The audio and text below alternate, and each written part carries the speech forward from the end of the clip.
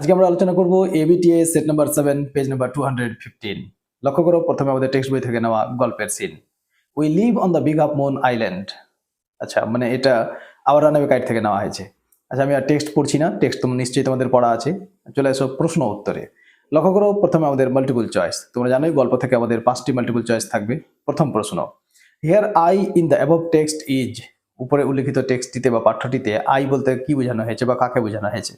তাহলে ফিলিপ্পা হবে, মানে গল্পটা যে বর্ণনা করেছিল। তো গল্পটা আমরা জানি ফিলিপ্পা বর্ণনা করেছিল, right? Next, big half moon is the name of N.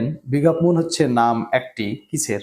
তাহলে এটা হবে আইল্যান্ড, একটি আইল্যান্ড বা দ্বীপের নাম, right? Next, pirate cave in the story refers to an. Pirate cave বলতে কি বোঝানো হয়েছে? তাহলে এটা একটা খেলার নাম ছিল। তাহলে option B will be the answer, game. Next, we in the story consist of. Consist of মানে হচ্ছে গঠিত। তাহলে উই কতজনের সমষ্টি বা উই বলতে কতজনকে বোঝানো হয়েছে? তাহলে এটা 6 মেম্বার্স হবে। কারণ আমরা জানি যে ন্যারেটর মানে ফিলিপ্পা, ক্লড আর তার বাবা, আর পরে আন্তেস্তার, ডিক আর মিমি, ওরা এসে যুক্ত হয়েছিল। তাহলে টোটাল 6 জন। Next, in relation Dick and Mimi were the narrators. বলছে যে সম্পর্কের দিক থেকে ডিক আর মিমি ন্যারেটরের কে? তাহলে এটা হবে কাজিন। কারণ আমরা জানি নিজের ভাই বোনকে সিবলিং বলা হয়, আর নিজের ভাই বোন বাদ দিয়ে যত রকম ভাই বোন আছে, কাকাতো, মামাতো, খুড়তুতো, জেঠতুতো, পিস্তুতো, ওদেরকে কাজিন বলা হয়। কাজিন, সিবলিং আর কাজিন, রাইট? তাহলে এই হচ্ছে আমাদের মাল্টিপল চয়েস। চলো এবার নেক্সট প্রশ্ন। লক্ষ্য করো, complete the following sentences with information from the text. উপরের পাঠ্য থেকে মানে উপরের টেক্সট থেকে তথ্য নিয়ে এই বাক্যগুলিকে পূর্ণ করতে হবে। লক্ষ্য করো, প্রথম প্রশ্ন, বাই প্রফেশন মানে পেশাগতভাবে দ্য ন্যারেটরস ফাদার ওয়াজ। ন্যারেটরের বাবা মানে বর্ণনাকারীর পিতা ছিলেন একজন। তাহলে আমরা লিখবো the keeper of the big half moon lighthouse. Big half moon লাইট হাউসের একজন রক্ষী, right? Next, the age of the narrator and her brother were dash years respectively. আচ্ছা, রেসপেক্টিভলি কথাটির অর্থ হচ্ছে যথাক্রমে। যথাক্রমে মানে যাদের নাম পরপর বলা হয়েছে ওই অনুসারে ওদের বয়সটা লিখতে হবে। তাহলে প্রথমে আছে the age of the narrator মানে ন্যারেটর অ্যান্ড হার ব্রাদার। তাহলে প্রথমে ন্যারেটর মানে 11 আর হার ব্রাদার মানে 12, রাইট? তাহলে 11 অ্যান্ড 12 এটা হবে answer. Next, it was hard to run মানে দৌড়াদৌড়ি করাটা কঠিন হয়ে যায়। তাহলে আমরা লিখবো pirate caves and things like that with only 2। হয়ে গেল। তাহলে এই ছিল complete the sentence with information from the text. চলো এবার নেক্সট কোশ্চেন। এবারে লক্ষ্য করো, state whether the following statements are true or false. আমি আর কোশ্চেন পড়ছি না, কারণ তোমরা জানো নিচে এখানে দুটি বিবৃতি দেওয়া আছে। এই বিবৃতিগুলি স্টেটমেন্টগুলি ঠিক না ভুল। ঠিক হলে টি লিখতে হবে, ভুল হলে এফ লিখতে হবে, এবং টেক্সট থেকে লাইন তুলে প্রমাণ করতে হবে যে সেটা কেন ঠিক বা কেন ভুল, রাইট? লক্ষ্য করো, প্রথম statement, the narrator and her brother were teenagers at the time. আচ্ছা, টিন এজার কথাটা বুঝতে হবে। টিন এজার বলা হয় 13 থেকে 19 বছরের বয়সের বাচ্চাদেরকে। আচ্ছা, 13 থেকে 19 বছরের কেন, 12 নয় কেন? কারণ লক্ষ্য করো 13 ইংরেজ কি 13। তাহলে আমরা 13 থেকে যদি 19 পর্যন্ত ইংরেজিতে সংখ্যাগুলি পড়ি তাহলে দেখবো ওখানে টিন আসবে, 13, 14, 15, তাই না? কিন্তু 12, 12তে টিন আসছে কি আসছে না। ওই জন্য 13 থেকে 19 বছর পর্যন্ত বয়সী বাচ্চাদের বা ছেলে মেয়েদেরকে টিন এজার বলা হয়। কিন্তু আমরা কারণ টেক্সটে পড়েছি I am 11 years old, class is 12, right? তাহলে এটা ভুল, আর সাপোর্টিং লাইন এটাই, right? Next, in spring time they return to their dear island.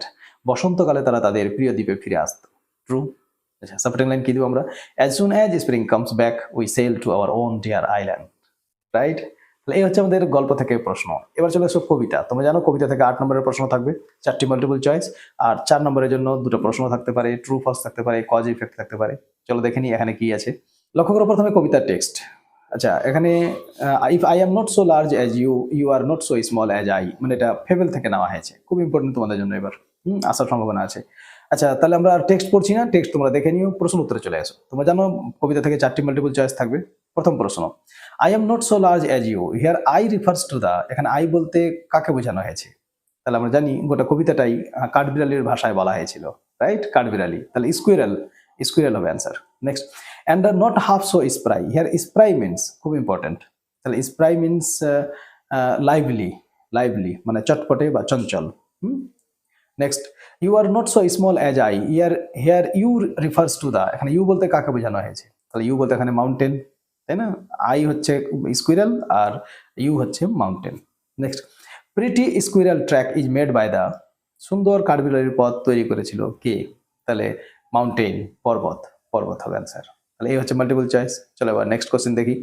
এখানে কাছে আনসার দ্য ফলোইং কোশ্চেন্স, পরবর্তী প্রশ্নের উত্তর দাও, 2 2 করে 4। আচ্ছা, প্রথম প্রশ্ন, draw a comparison between the squirrel and the mountain. পর্বত আর কাঠবিড়ালির মধ্যে একটা কম্পারিজন করো, পার্থক্য দেখাও। লক্ষ্য করো উত্তর। The squirrel is small, lively and quick but can not carry forest like the mountain. কাঠবিড়াল হচ্ছে ছোট্ট এবং চটপটে, but can not carry forest like the mountain, কিন্তু পর্বতের মতো বনভূমিকে তার পিঠে বহন করতে পারে না। অন্যদিকে দ্য মাউন্টেন ইজ লার্জ, পর্বত বিশাল আকার, অ্যান্ড স্ট্রং শক্তিশালী, but can not crack a nut like the squirrel, কিন্তু কাঠবিড়ালির মতো বাদাম ভাঙতে পারে না। Right? Each has unique talents, প্রত্যেকের অনন্য মেধা আছে, প্রতিভা আছে। And each talent is useful, এবং প্রতিটি মেধা বা ট্যালেন্টই হচ্ছে উপকারী। তাহলে এই হচ্ছে উত্তর। রাইট? নেক্সট, চলো next question. Write down the name of the poem and the poet. তাহলে আমরা উত্তর লিখতে পারি, the name of the poem is the mountain and the squirrel, and the name of the poet is Ralph Waldo Emerson. তাহলে এই হচ্ছে আমাদের scene থেকে নেওয়া প্রশ্ন এবং তার উত্তর। ভালো লাগছে তোমাদের? ভালো লাগলে ভিডিওটিকে লাইক করো, যারা এখনো লাইক করেনি। তোমাদের এক একটা লাইক আমাকে এই ধরনের ভিডিও বানাতে আরো উৎসাহিত করে। রাইট? আর যদি ক্লাসটা ইউজফুল মনে হয় তাহলে বন্ধু বান্ধবদের সঙ্গে শেয়ার করো, তারাও বিষয়টি জানতে পারো। শিক্ষার আলো চারিদিকে ছড়িয়ে দাও। আর তোমরা যদি আমার চ্যানেলে প্রথম এসে থাকো তাহলে চ্যানেলটি সাবস্ক্রাইব করে রাখো, আর ফেসবুকে দেখলে ফেসবুক পেজটিও ফলো করে নিও। তাহলে যখনই আমি কোনো ভিডিও পোস্ট করবো সবার আগে তোমার কাছে তার নোটিফিকেশন চলে যাবে। রাইট? ভালো লাগছে তো? শের শায়রি শুনবে? চলো শোনো। কবি বলছেন যে মঞ্জিল তো মিল যায়গি ভটকতে হি সহি, মানে লক্ষ্যে তো পৌঁছে যাবই যেভাবেই হোক না কেন। মঞ্জিল তো মিল যায়গি ভটকতে হি সহি, গুমরাহ তো ও লোক হ্যায় जो घर से निकलते ही नहीं। অর্থাৎ যারা চেষ্টাই করে না তারাই সব থেকে বিপদগামী। রাইট? ভালো লাগলো? চলো নেক্সট, এবার আনসিন। লক্ষ্য করো এবারে আনসিন। আনসিনটাও তুলনামূলকভাবে ছোট, তাই না? চলো লক্ষ্য করো।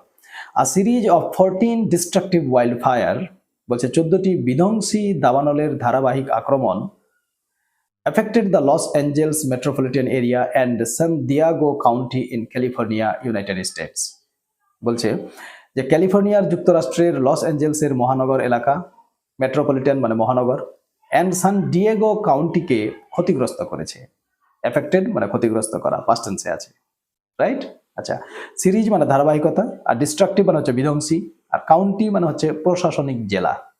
Next The fires were exacerbated by drought condition, low humidity। আগুনগুলো আরো ভয়াবহ হয়ে ওঠে খরা পরিস্থিতি এবং কম আর্দ্রতার জন্য। A build up of vegetation from the previous winter, আগের শীতের জমে থাকা শুকনো গাছপালা, and hurricane force of Santa Ana winds, এবং সান্তা আনা বাতাসের হ্যারিকেন গতির ঝড়ের কারণে, which in some places reached 100 miles per hour। এই যে 100 মাইল, আমি তোমাদের বলেছিলাম আনসিন পড়ার সময় যত সংখ্যা পাবে, যত নাম পাবে, যত গুরুত্বপূর্ণ শব্দ বা অপরিচিত শব্দ পাবে, এগুলিকে রোল পেন্সিলে আন্ডারলাইন করতে হবে বাড়িতে প্র্যাকটিস করার সময় আর ফাইনাল পরীক্ষাতেও। রাইট? তাহলে এই যে এক্সাসারবেট 100 মাইলস, এটাকে হাইলাইট করে রাখো। রাইট? আচ্ছা, তাহলে মানে কি হলো যে which in some places reached 100 miles per hour, বলছে যে যা কিছু স্থানে ঘন্টায় 100 মাইল অর্থাৎ 160 কিলোমিটার পর্যন্ত পৌঁছেছিল। তাহলে এক্সাসারবেটেড মানে তীব্রতর করা বা আরো খারাপ করা, ড্রট মানে হচ্ছে খরা, বিল্ড আপ মানে জমে থাকা বা সংগ্রহ, হিউমিডিটি মানে আর্দ্রতা, আর হ্যারিকেন ফোর্স, হ্যারিকেন একটা ঝড়ের নাম। রাইট? চলো next. As of April 3, 2025, 3 April 2025 পর্যন্ত the wildfires have killed at least 30 people, যে এই দাবানল কমপক্ষে 30 জনকে হত্যা করেছে। Forced more than 2 lakh to evacuate, evacuate underline করে রাখতে পারো। ইভাকুয়েট মানে হচ্ছে সরিয়ে নেওয়া, নিরাপদে সরিয়ে নেওয়া। তো বলছে যে 2 লক্ষাধিক লোককে নিরাপদ স্থানে সরিয়ে নিতে বাধ্য করেছে।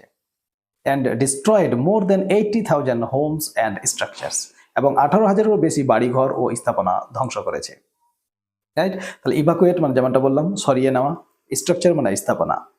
Next, the wild fires burned over 57,000 acres of land in total. বলছে যে মোট মিলিয়ে এই দাবানলগুলি 57,000 একরেরও বেশি জমি পুড়িয়ে দিয়েছে। এখানে একর একটা জমি মাপার একক। রাইট? আমি যদি ভুল না হই তাহলে 100 শতক জমিকে 1 একর বলা হয়। নেক্সট, তারপরে দেখো, most of the damage was from the 2 largest fires. ক্ষতির বেশিরভাগই 2টি বৃহত্তম আগুন থেকে হয়েছিল। The Eaton fire in Altadena and the Palisades fire in Pacific Palisades. এল্টাডোনার ইটন আগুন এবং প্যাসিফিক প্যালিসেডস আগুন, both of which were fully contained on January 31, 2025। উভয় আগুনই 31 জানুয়ারি 2025-এ সম্পূর্ণ নিয়ন্ত্রণে আনা হয়। আচ্ছা, ওয়ার্ড দেখে নাও। ড্যামেজ মানে ক্ষতি, আর কন্টেইনড মানে এখানে নিয়ন্ত্রণে আনা। Next, municipal fire departments along with CAL ফট টুগেদার। বলছে পৌর দমকল বিভাগগুলো CAL এর সঙ্গে মিলিতভাবে আগুন নেভানোর লড়াই চালিয়েছিল। হট টুগেদার একসঙ্গে লড়াই করা, আর মিউনিসিপ্যাল মানে পৌর বা শহর প্রশাসন। Next, the fire were extinguished by tactical aircraft alongside ground firefighting teams. আগুনগুলো কৌশলগত উড়োজাহাজ এবং স্থলভিত্তিক দমকল বাহিনীর যৌথ প্রচেষ্টায় নেভানো হয়। এক্সটিংগুইশড মানে নেভানো, আন্ডারলাইন করে রাখতে পারো। ট্যাকটিক্যাল এয়ারক্রাফট মানে বিশেষভাবে ব্যবহৃত দমকল বিমান। Next, the number of deaths and damage is remarkable in the history of California. বলছে যে ক্যালিফোর্নিয়ার ইতিহাসে মৃত্যুর সংখ্যা ও ক্ষতির পরিমাণ ছিল নজিরবিহীন বা উল্লেখযোগ্য। রিমার্কেবল উল্লেখযোগ্য বা নজিরবিহীন। তাহলে এই হচ্ছে আমাদের আনসিনের টেক্সট। আশা করি তোমরা বুঝে গেছো। যদি বুঝতে অসুবিধা হয় তাহলে আরেকবার ব্যাক করে দেখে নিতে পারো, আর যদি দেখার প্রয়োজন না হয় তাহলে চলো সামনে প্রশ্ন উত্তরগুলো আমরা দেখে নিই। রাইট, লক্ষ্য করো এবার প্রশ্ন উত্তর। লক্ষ্য করো প্রথমে মাল্টিপল চয়েস। আমরা নিশ্চয়ই জেনে গেছি যে আনসিন থেকে আমাদের 6টি মাল্টিপল চয়েস থাকবে। প্রথম প্রশ্ন, the series of the wild fire consist of. বলছে এই দাবানলের যে ধারাবাহিকতা ছিল সেটা ছিল 14। রাইট। আচ্ছা, name of the hurricane force is.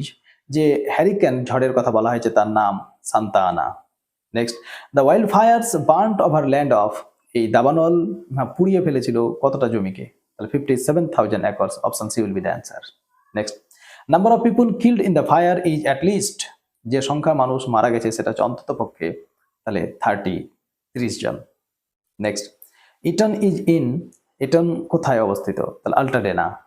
Next, speed of the wind was. এই ঝড়ের গতি ছিল 100 mile per hour. Right, 100 mile. দেখো 160 মাইল না, কিন্তু ওখানে 160 কিলোমিটার দেওয়া ছিল, তাই না? আর 100 মাইলের কথা উল্লেখ করা হয়েছে, তাহলে 100 মাইলস এটা হবে অ্যান্সার। তাহলে এই হচ্ছে মাল্টিপল চয়েস। চলো এবার দেখে নিই পরের প্রশ্ন। আমরা জানি আনসিন থেকে বি নম্বর প্রশ্ন বা দ্বিতীয় কোশ্চেন যেটা থাকবে সেটা থাকবে true false and supporting line. মানে এখানে 3টা বিবৃতি দেওয়া থাকবে, স্টেটমেন্ট দেওয়া থাকবে। আমাদের টেক্সট অনুযায়ী সেগুলো ঠিক না ভুল বলতে হবে এবং টেক্সট থেকে লাইন তুলে প্রমাণ করতে হবে। রাইট, অর্থাৎ সাপোর্টিং স্টেটমেন্ট দিতে হবে। লক্ষ্য করো প্রথম প্রশ্ন, the wild fire affected only the rural areas. যে এই দাবানল শুধুমাত্র গ্রামাঞ্চলগুলিকে ক্ষতিগ্রস্ত করেছিল। ভুল। সাপোর্টিং লাইন কি দিব? Affected the Los Angeles metropolitan area and San Diego County. Next, 2 lakh people were evacuated to safe places. এটা ফলস হবে, ফলস দেবো আমরা, কারণ 2 লক্ষ নয়, কারণ টেক্সটে বলা ছিল forced more then 2 lakh to evacuate. যে 2 লক্ষেরও বেশি মানুষকে বাধ্য করেছিল অন্য জায়গায় সরিয়ে নিতে। 2 লক্ষের বেশি, মোর দেন 2 লাখ, আর এখানে বলেছে 2 লাখ, তাহলে ফলস হবে। আর সাপোর্টিং লাইন দেখতে পাচ্ছ। Next, the fire is extinguished at last. অবশেষে আগুনটাকে নেভানো হয়েছিল, ট্রু এটা। আর সাপোর্টিং লাইন দিব আমরা, the fire were extinguished by tactical aircraft alongside ground firefighting teams. Right, তাই ছিল আমাদের true false and supporting line. চলো এবার নেক্সট প্রশ্ন উত্তর। এবারে লক্ষ্য করো, তোমরা নিশ্চয়ই জেনে গেছো যে আমাদের আনসার থেকে 4টি প্রশ্ন থাকবে আর ওই প্রশ্নের উত্তর আমাদের করতে হবে। প্রতিটি প্রশ্নের মান 2, অর্থাৎ 8 নম্বর। আর এই জায়গাটাই তোমাদের বেশি গুরুত্ব সহকারে অনুশীলন করতে হবে। রাইট, এই প্রশ্ন উত্তর। এখন যত সময় আছে, যে কটা দিন আছে, আনসিনকে বেশি বেশি করে পড়ো আর এই প্রশ্ন উত্তরগুলি করে সেগুলি মিলিয়ে নাও যে সেগুলি ঠিক না ভুল। রাইট, যেমনটা তোমরা জানো আমি খুব শীঘ্রই আবার এর পরের সেট নিয়ে উপস্থিত হবো। তো তোমরা একটা কাজ করতে পারো, এর পরের যেটা সেট নাম্বার 8, তোমরা ওটার উত্তর আগে থেকে করে রাখো। আর তারপরে আমি যখন ভিডিও পোস্ট করবো তোমরা আমার ভিডিও থেকে সেগুলি মিলিয়ে নিতে পারো। আর তোমরা অন্যান্য সেটগুলোর যদি উত্তর দেখতে চাও তাহলে তোমরা নিশ্চয়ই জানো আমার এই চ্যানেলে এবিটিএ ক্লাস 10 ইংলিশ বলে একটা প্লেলিস্ট আছে। তোমরা ওই প্লেলিস্টে গিয়ে এবিটিএ সব ক্লাসগুলি দেখে নিতে পারো। আর যদি শুধু গ্রামার প্র্যাকটিস করতে হয় তাহলে ওই প্লেলিস্টেই আমি শুধু এবিটিএর গ্রামারকে নিয়ে আমি 2-3টি ভিডিও ইতিমধ্যে পোস্ট করে নিয়েছি। প্রত্যেকটি ভিডিওতে আমি 10টি করে গ্রামারের সেটের উত্তর আলোচনা করেছি। তাহলে তোমরা সেখানে গিয়ে গ্রামারের ক্লাসগুলিও দেখে নিতে পারো। আর যদি রাইটিং স্কিল শিখতে হয় তাহলে এই চ্যানেলের প্লে লিস্টে রাইটিং স্কিল বলে একটা প্লে লিস্ট আছে। ওই প্লে লিস্টে গিয়ে তোমরা তোমাদের প্রয়োজনীয় ভিডিওগুলো দেখে নিতে পারো। হাজার হাজার ছাত্রছাত্রী ওখানে গিয়ে ওগুলো দেখছে এবং উপকৃত হচ্ছে। তো তোমরা কিসের অপেক্ষা করছো? দেখতে থাকো। রাইট, লক্ষ্য করো প্রথম প্রশ্ন, how was the fire exacerbated. কিভাবে আগুন আরো ত্বরান্বিত হয়েছিল? তাহলে আমরা উত্তর লিখবো, the fire was made exacerbated by drought, low humidity, dry vegetation and strong Santa Ana winds. Next, what was the effect of the fire as on 3rd April. যে 3 এপ্রিল পর্যন্ত এই আগুনের ফলাফল কি হয়েছিল? তারপর লিখবো, by 3rd April at least 30 people had died. 3 April পর্যন্ত 30 জন ব্যক্তি মারা গেছিলেন। মোর দেন 2 লাখ ওয়ার ইভাকুয়েটেড। 2 লক্ষেরও বেশি মানুষকে সরিয়ে নেওয়া হয়েছিল। And over 80,000 homes were destroyed. এবং 18,000-এরও বেশি বাড়ি ধ্বংস হয়ে গেছিল। Next, question number 3, where did the most damage happen. সব থেকে বেশি ক্ষতি কোথায় হয়েছিল? Most of the damage occurred in the Eaton fire in Altadena and Palisades fire in Pacific Palisades. Right? Next, how was the fire extinguished at last? কিভাবে আগুনকে শেষমেশ নিভানো হয়েছিল? তাহলে the fires were extinguished by tactical aircraft working along with ground firefighting teams. Right? তাহলে এই হচ্ছে আমাদের আনসিনের প্রশ্ন এবং উত্তর। ভালো লাগছে তোমাদের? বোঝাতে পারছি তো আমি? তোমাদের ক্লাসটি ইউজফুল মনে হচ্ছে কিনা আমাকে কমেন্ট করে জানাও। আর লাইক করো যারা এখনো ভিডিওটিকে লাইক করোনি, কারণ তোমাদের এই এক একটি লাইক আমাকে আরো এই ধরনের ভিডিও বানাতে উৎসাহিত করে। আর ক্লাসটি ইউজফুল মনে হলে বন্ধু বান্ধবদের সঙ্গে শেয়ার করো, তারা যেন বিষয়টি জানতে পারে। রাইট? আর তোমরা আমার চ্যানেলে প্রথম এসে থাকলে চ্যানেলটি সাবস্ক্রাইব করে নাও, আর ফেসবুক দেখলে ফেসবুক পেজটি ফলো করে রাখো। তাহলে চলো এবার আমরা চলে যাই section B, grammar and vocabulary. Question তোমাদের সামনে। তো প্রথমে ভার্ব ফর্ম লক্ষ্য করো। when মিস্টার দাস রিটার্ন কোনটা হবে? হোম। বোঝা যাচ্ছে না? আগে বড়, আমি তোমাদের আগেই বলেছি পুরো বাক্যটা না পুরো প্রশ্নটা আগে পড়তে হবে। লক্ষ্য করো, হি নোটিসড দ্যাট এ রেঞ্জ, এই যে পেয়ে গেছে হি নোটিসড। লক্ষ্য করো নোটিসড পাস্ট টেন্সে আছে, তাহলে বুঝে গেলাম যে এটা পাস্টের ঘটনা। চলো এবার শুরু করো।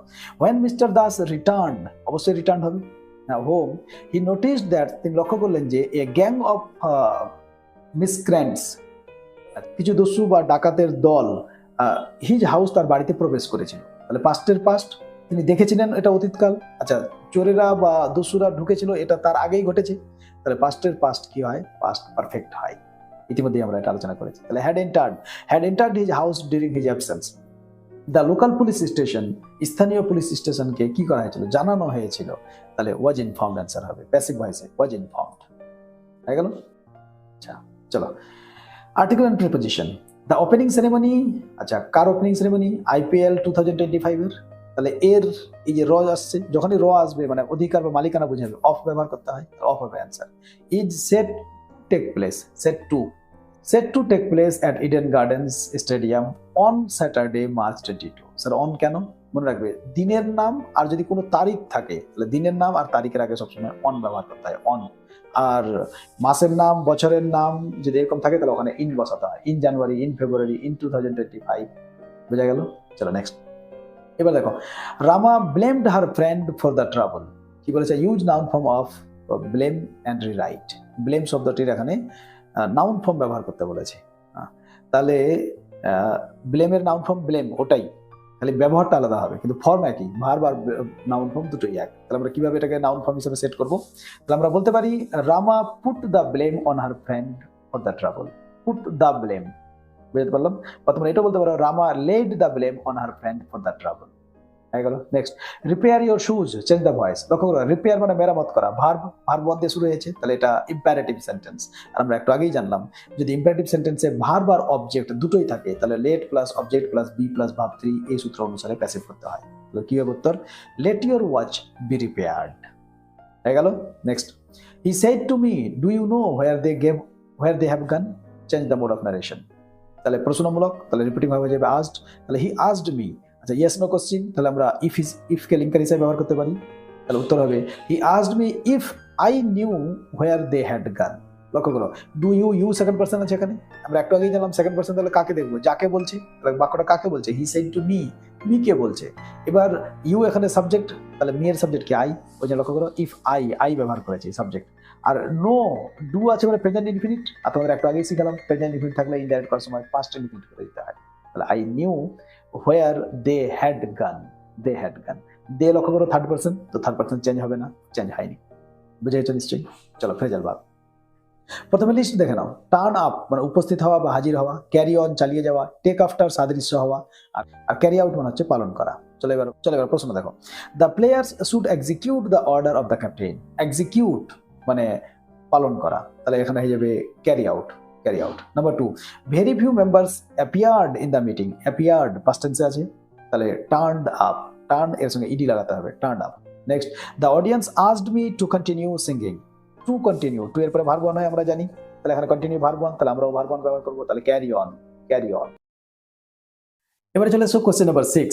Given below are the meanings of 4 ওয়ার্ডস। পড়ার দরকার নাই, তোমরা দেখবে তোমাদের ফ্রেজাল ভার্বের পরে যে প্রশ্নটি থাকবে ওখানে 4টি শব্দের মানে দেওয়া থাকবে, ওই শব্দগুলির সমার্থক শব্দ মানে সিনোনিম আমাদের আনসিনের প্যাসেজ থেকে খুঁজে বের করে লিখতে হবে। রাইট? প্রতিটি শব্দের মান 2। এই প্রশ্নটাই তোমাদের সব থেকে গুরুত্বপূর্ণ, আর এটাও আমাদের খুব মনোযোগ সহকারে অনুশীলন করতে হবে এখন থেকেই। আচ্ছা, এই শব্দগুলি কিভাবে খুঁজে পাবে আমি তোমাদের একটা ট্রিক শিখিয়ে দিই। দেখবে এখানে শব্দগুলি যেই ফর্মে থাকবে আমরা আনসিন থেকে ওই ফর্মেরই শব্দ খুঁজে পাবো, আমরা আনসিন থেকে ওই ফর্মেরই শব্দ খুঁজে বের করে লিখবো। বুঝতে পারলে না? যেমন 2 নম্বরটা দেখায়, লক্ষ্য করো, মেড ওরস। আচ্ছা, মেড কি? মেকের পাস্ট ফর্ম, তাহলে অবশ্যই এর সিনোনিম যেটা হবে সেটাও পাস্ট টেন্সেই থাকবে, তাহলে আমরা আনসিন থেকে সেই পাস্ট ফর্মের শব্দগুলির মধ্যে থেকে খুঁজে বের করে লিখবো। বুঝা গেল? এখানে যদি কোনো ভার্ব ফর্ম থাকে যার সঙ্গে এস যুক্ত থাকে, এস যুক্ত ভার্ব, তাহলে আমরা আনসিন থেকে এস যুক্ত ভার্ব খুঁজে বের লিখবো। এখানে যদি অ্যাডজেক্টিভ থাকে তাহলে আমরা আনসিন থেকে অ্যাডজেক্টিভ খুঁজে বের করে লিখবো। আশা করি বুঝতে পারছেন। চলো লক্ষ্য করো প্রথম, এ ভায়োলেন্ট স্টর্ম, একটি তীব্র ঝড়, তাহলে আমরা ঝড়ের নাম কি পেয়েছিলাম আনসিনে? হ্যারিকেন, তাহলে আমরা হ্যারিকেন লিখবো এখানে। নেক্সট, মেড ওর্স, আরো খারাপ করেছিল বা আরো তীব্রতর করে দিয়েছিল, তাহলে আমরা পেয়েছিলাম এক্সাসারবেটেড।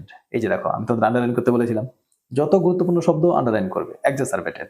Next, related to a big city, বড় শহর সম্পর্কিত, তাহলে এটা হবে মেট্রোপলিটন, তাই না? মেট্রোপলিটন।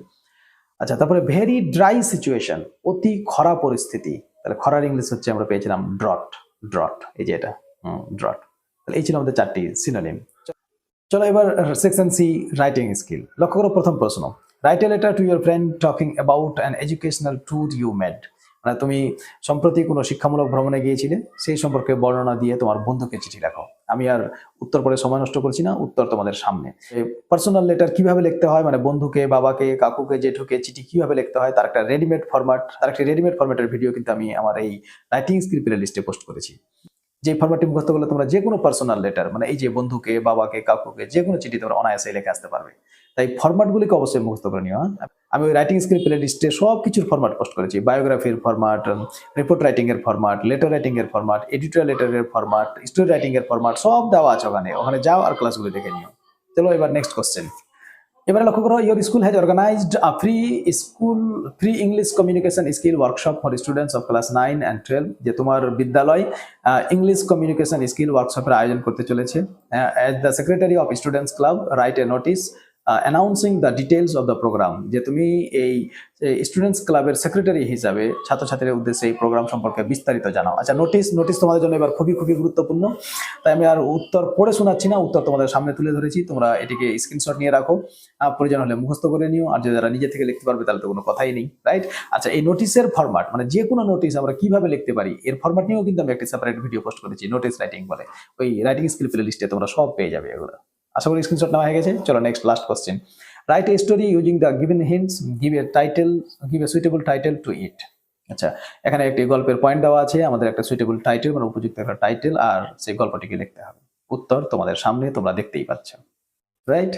আচ্ছা, বাকি এই স্টোরি কিভাবে লিখতে হয় তারও ফরম্যাট আমি ওখানে দিয়ে রেখেছি, কারণ স্টোরি তো কোনো বাপ মানেই তোমরাও জানো, কোথা থেকে স্টোরি দিয়ে দিবে, তাহলে আমরা কিভাবে লিখবো, বানিয়ে কিভাবে সেগুলিকে লেখা আসতে পারি, ফুল মার্কস পেতে পারি, ওর ভিডিও আমি ইতিমধ্যেই পোস্ট করে রেখেছি। তোমরা রাইটিং স্কিল প্লে লিস্টে গেলেই রাইটিং স্কিলের সব ক্লাস পেয়ে যাবে, আমি ইতিমধ্যেই সব ক্লাস ওখানে পোস্ট করেই রেখেছি, রাইট? তাহলে এই হচ্ছে আমাদের সেট নাম্বার 7 এর প্রশ্ন এবং উত্তর। আশা করি তোমাদের ক্লাসটি ভালো লেগেছে। যদি ভালো লাগে তাহলে তার প্রমাণ দিয়ে যাও, ভিডিওটিকে লাইক করো, বন্ধু বান্ধবের সঙ্গে ভিডিওটিকে শেয়ার করো, তারাও যেন বিষয়টি জানতে পারে।